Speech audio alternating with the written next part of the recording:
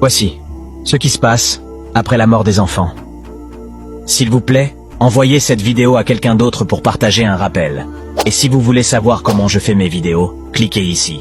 Un matin, lorsque le prophète Muhammad, que la paix soit sur lui, était avec ses compagnons. Il a dit que la nuit dernière qu'il avait rêvé que 2 personnes étaient revenues vers lui et lui avaient dit « Viens avec nous ».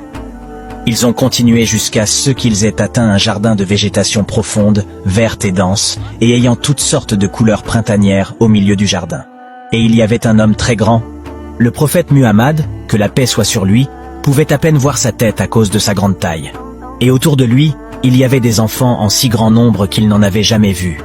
Il leur a demandé à tous les deux à ce sujet, et ils ont répondu « Que l'homme que vous voyez est le prophète Ibrahim, que la paix soit sur lui. » Et les enfants autour de lui sont ces enfants qui sont morts avec la foi islamique.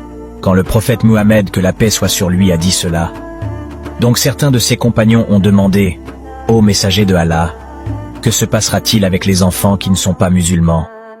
Répondit aussi les enfants des qui ne sont pas musulmans.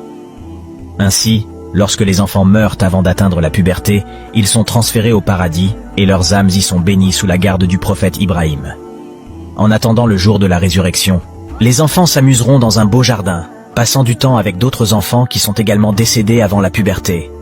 Au jour de la résurrection, les gens seront ressuscités de leur tombe, et les enfants seront également élevés dans l'état d'enfance et de jeunesse dans lequel ils sont morts. Quand l'un d'eux rencontre ses parents, il saisit leurs vêtements ou leurs mains, et il ne le lâche pas jusqu'à ce qu'Allah l'autorise, lui et ses parents, à paradis.